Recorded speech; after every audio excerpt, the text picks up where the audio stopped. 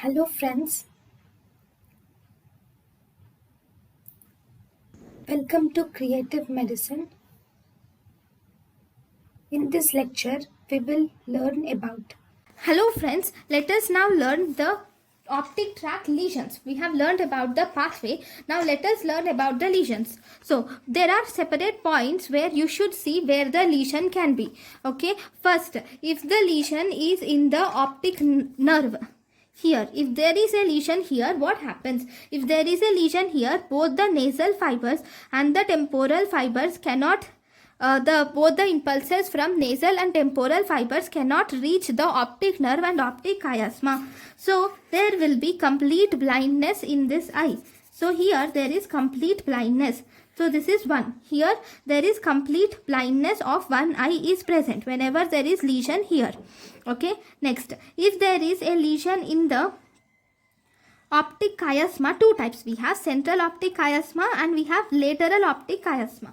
Okay, if there is a lesion in the optic chiasma, mainly the optic chiasma in the center part, then if you see, if there is a lesion in the central optic chiasma, then what happens? Then both the nasal fibers are lost. If the nasal fibers are lost, nasal fibers are mainly getting impulses from the temporal visual field. So there will be loss in the temporal vision. Okay, so this is both the temporal vision is lost. This is called as homonymous. It is not homonymous, it is heteronymous because it is on opposite side, right? So that means that the this is the left eye, this is the right eye. So left eye temporal field, whereas the right eye and left eye, both temporal fields are lost. That means they are on the two different sides, like, right? So heteronymous, this is heteronymous hemianopia, and one more we can also call it as bitemporal or heteronymous hemianopia. Okay, so this is the second lesion. Then if there is a lesion here, okay, that means the both nasal sides are lost. Here, so temporal, this is lost, right? The lateral side, the fibers which do not cross are actually the temporal fibers. If temporal fibers do not cross, they are getting impulses from the nasal side of the visual field. So as a result, there is here the visual loss is on the nasal side of both the eyes. So it is binasal, or also called as heteronymous hemianopia. Okay, heteronymous hemianopia, this is binasal. So this is the third one. Then if there is a lesion in the optic tract, optic chiasma is there. Now if there is a lesion in the optic tract, okay, if there is a lesion in the optic tract, then if you see here the fibers, for the left eye the temporal fibers are lost, whereas the right eye nasal fibers are lost. Because the left eye temporal fibers are lost, so nasal visual field is the one which is not proper, reflective. So left nasal vision is lost, whereas in the right eye it is the nasal fibers are lost. That means the right temporal vision is lost. So here the lesion is on the same side. So this is actually the homonymous hemianopia. One important thing in this homonymous hemianopia, this is actually the most common visual defect which is seen, and it is actually incongruent. That means it is not symmetrical. It is incongruous type of visual loss. Okay, that is in the optic tract. So one important, most important things in this is, if you see this bitemporal or heteronymous hemianopia or lesions in the optic chiasma, what are the causes? We will have to see. If there is a defect in the optic nerve, the main reason for optic nerve lesions can be due to the trauma, or they can be due to the trauma, or it can be due to the tumors, or if there is inflammation in the optic nerve called as optic neuritis. Then if there is a lesion in the optic chiasma lesions is mainly due to the pituitary causes. That means it is can be due to pituitary adenoma or any pituitary tumor like craniopharyngioma. You will see this heteronymous homoanopia is seen in craniopharyngioma, or it can also be due to the, especially if it is lateral optic chiasmatic lesions, you will see it in the hydrocephalus, and you will also see it in posterior cerebral artery aneurysms also you can see this, or atheromas, not aneurysms, you can say atheromas, posterior cerebral artery atheromas also you will see this, lateral optic chiasmatic lesions, and then it is also seen in empty sella syndrome. Empty sella syndrome. So these are the main causes of lesion in the optic chiasma. Then if you see the optic tract lesions, optic tract, as I have said, there is homonymous hemianopia which is incongruent tract type. Okay, this optic tract is mainly affected in tuberculosis, that is tubercular meningitis, or it can be syphilitic meningitis, and optic tract is also involved in posterior cerebral artery aneurysms. Okay. Next we have lateral geniculate body. So now in the lateral geniculate body, if there is a lesion in the lateral geniculate body, then what happens? Then that is the fifth one, which is if there is a lesion in the lateral geniculate body. So I am writing here, this is the fifth one, where there is a lesion in the lateral geniculate body. Definitely this is also a homonymous hemianopia. For this you will have to know the blood supply of lateral geniculate body properly. So if you see the lateral geniculate body blood supply, okay, so this is the half, okay. So we are dealing with this blood supply. So blood supply of lateral geniculate body is supplied by two arteries. One, this part is supplied by anterior choroidal arteries. This part, the lateral part, is supplied by anterior choroidal artery, whereas this part is actually supplied by lateral choroidal artery. Okay, because this part is supplied by lateral choroidal artery. So if you see, when there is a lesion, this will result in a defect, something like this. So mainly the anterior choroidal artery is involved. So the defect will be like this. Here this is also a homonymous hemianopia, but this defect has a name which is called as keyhole defect, which is called as keyhole defect, or it is also called as tongue shaped defect. Okay, so this is the fifth one, which is keyhole defect or tongue shaped defect is seen. So this is seen whenever there is lateral geniculate body lesion.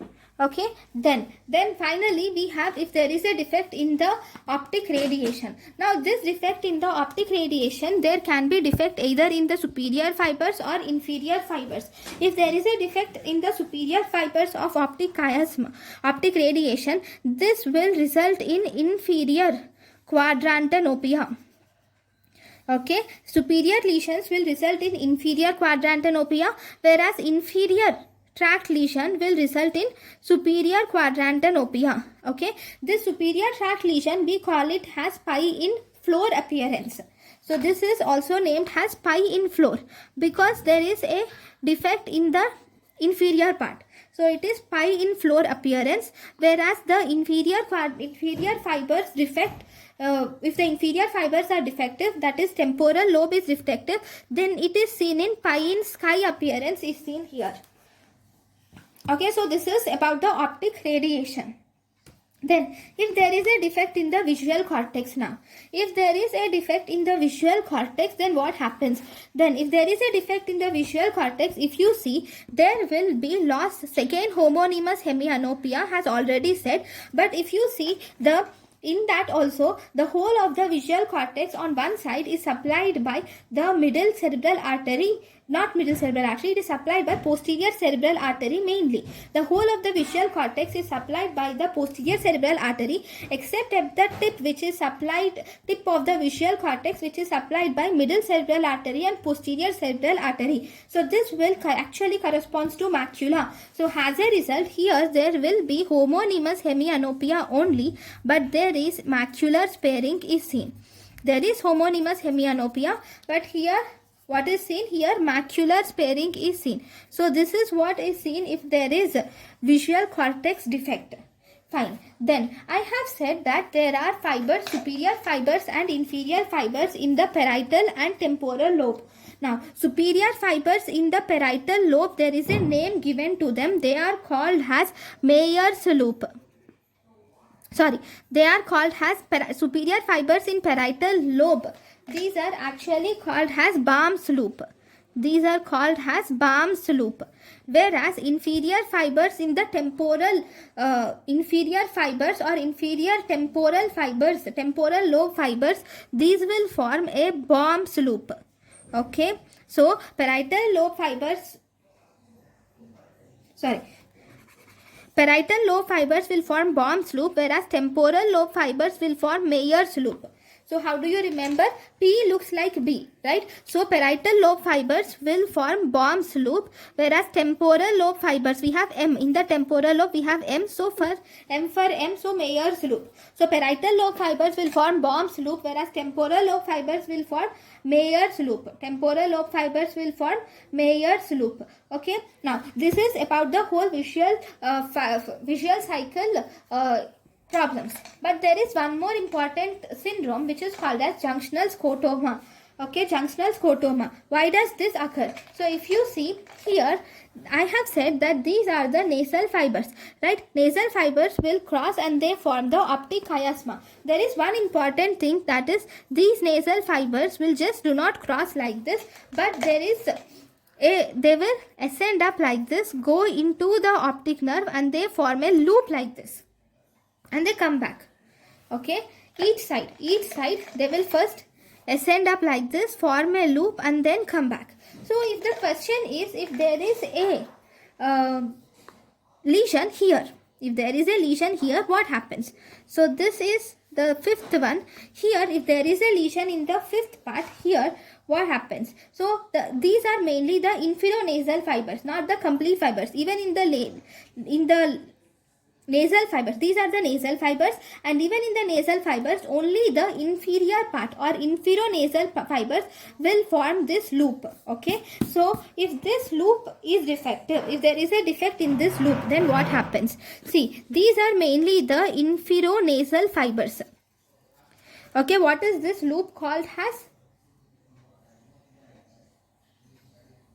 Okay, inferonasal fibers will form a loop which is called as anterior knee of von Willebrand. This is called as anterior knee of von Willebrand. Okay, so whenever there is this looping is seen, but that is anterior knee of von Willebrand. Now, in this, what will be the defective? So here, this is the one. So here, if this is the nasal fibers are lost, so obviously there is temporal field is lost, number one. So because the temporal field is lost, see here it is coming like this. So nasal field, this temporal field is lost, but that too not the complete temporal field, because only the inferior fibers are involved. If inferior fibers are involved, that means superior field is lost. Okay, so this is how you see the lesion. So this is actually called, given a name which is called as junctional scotoma. It is called as junctional scotoma of Traquears. Okay, this is called as junctional scotoma of Traquears. One more thing, in this, what about the right eye? If there is a lesion here, the whole of the right eye is lost. There is complete blindness in the right eye. Okay, so there is complete blindness on the right eye, ipsilateral side, and there is only superior quadrantenopia is seen on the contralateral side. So this is called as junctional scotoma of Traquears. Thank you. Thank you, and thank you for watching.